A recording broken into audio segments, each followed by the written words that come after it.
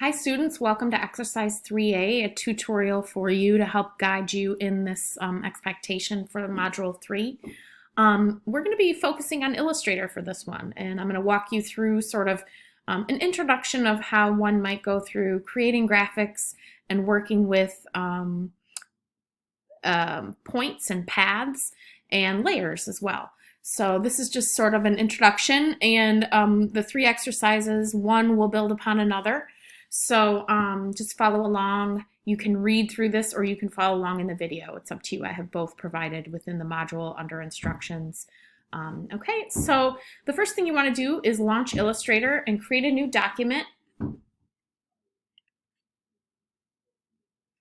Okay, and for this document, we're going to make it a print document for this time. Where the width and the height are going to be 5 by 5. We're only going to stick with one artboard.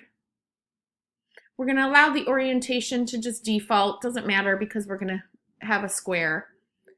And then we want to make sure that our color mode is, if you go down to the advanced options, this one's CMYK. You can let that default too. I think I put RGB in the, I have RGB.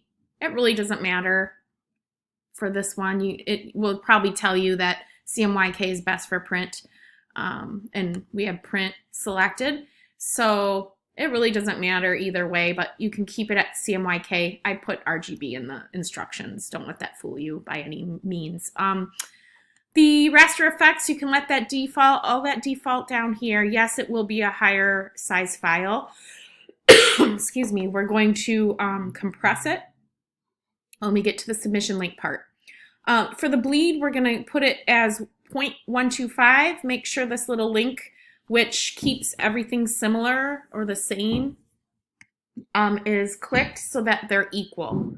Okay, and then the next thing you want to do is you want to name your file. Name it as your last name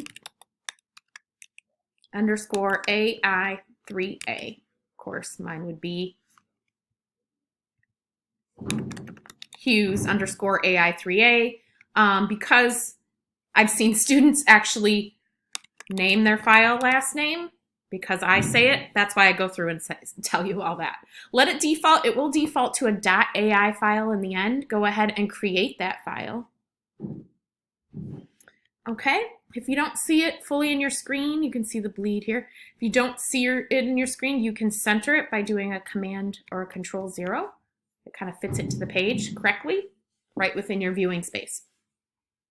Okay, the next thing you're going to do is you're going to use the type tool to add your name to the document. So the type tool's here. If you click on it, depending on what version you have, sometimes it might add type right to your document, or you can just create this invisible box select and it adds type to your document. You're just going to go ahead and type your name right into the document. And we are going to enlarge this, my name, and I can do that by doing a Control A to select all, make sure, or I can just drag and select it, which is kind of a little bit, or triple click. So there are a couple different ways you can do that. You're going to want to have your character panel in view. So go to Window, Type, Character. That pulls your character panel right up where you can change the size. I'm going to want you guys to change this size to, I believe I have 60 points. So this should make it a good size. There we go. Now, Illustrator is a little sensitive. So I'm in my type tool and now I don't see my last name. This is the out port right here, this little plus. It's red because it's indicating that there is text behind the bounding box. One way to then show the text to come forward on the bounding box is to hit your selection tool and then go back and enlarge this large enough so that my name then shows up here. There we go. So now I have it in view. For this assignment, I don't care if it falls off onto the bleed. In fact, I kind of want that. So I'm just going to kind of This red mark, by the way, is the bleed. It's at a standard size, 0.125. And a bleed historically has been meant for print documents and how the printer deals with registering and printing a piece and making sure that all the content is not lost when they trim.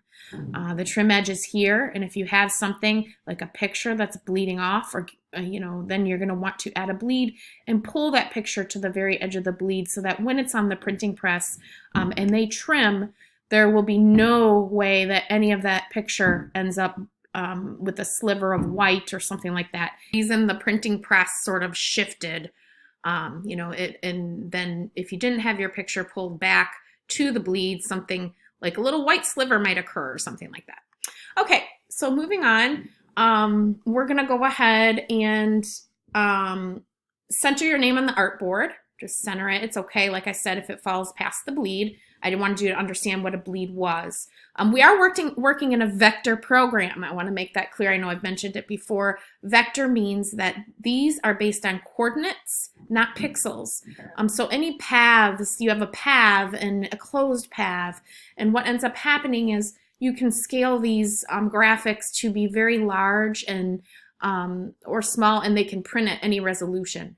So vector graphics serve that purpose. You'll find them a lot in screen printing companies, and it's just good to have a vector graphic program so that we can do printing at different resolutions and work with graphics.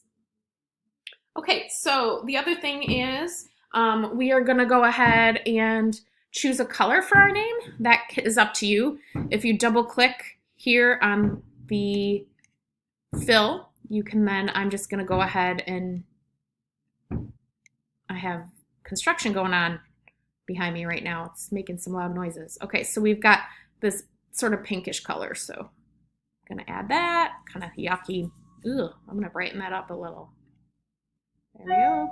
All right, so I've got that color, and what I'm gonna do next is rotate my name 25 degrees. So if you don't see this, make sure it's not within the hidden tools. It's the rotate tool. It's on your toolbar. It looks like this little circle.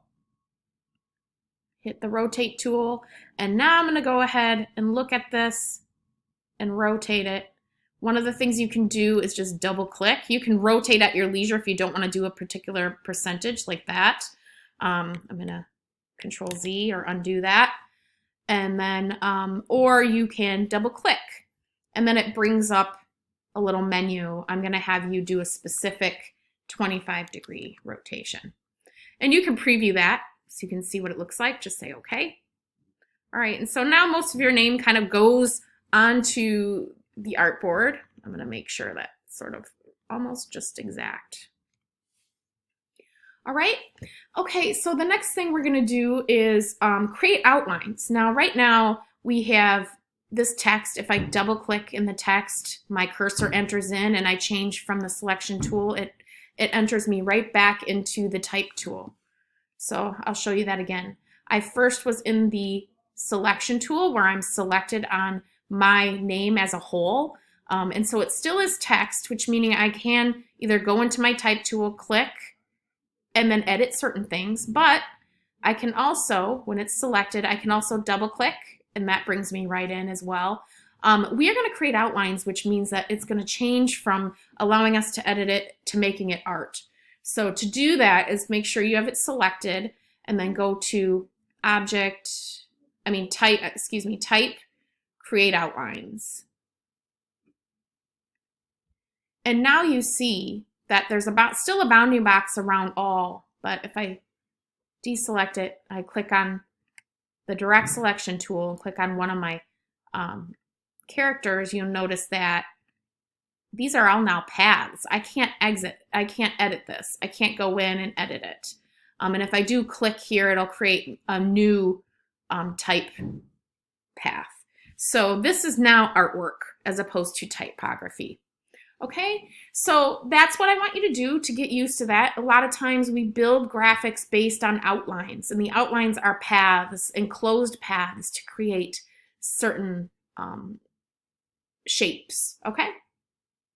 So we're gonna go ahead, and that is our first exercise. We're gonna save our file as an Illustrator file. So you go up to File, Save As, and we're going to save that as Ai3a.ai. Okay, and that's the very top one here.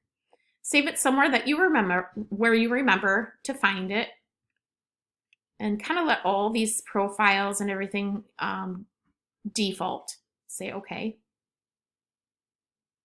And then you're going to want to select that file and compress it, which means on a Mac, if it's on your desktop, you're just going to, I can do a little example here if I want, but you know, if I have a file, I can select that file and I can go to File, Compress on the Mac. If you're on a PC, you're going to do a right click on the file, and you're going to right click, and then you're going to send to archive zip. I want these to be zip files. I do not want them to be RAR files. I get a lot of those RAR files from students. Sometimes it's not compatible for me to grade. So if I am not able to open your compressed file, I'll send you a note. I won't dock you for points. Usually I just say, give you a 1 to alert you. So if you see a 1, that means that I most likely can't open your file. If you see a 1 for your score. This is worth 25 points. Just try to do your compression as a zip file and then submit it to the JetNet link. And I'll see you in the next video for exercise 3B.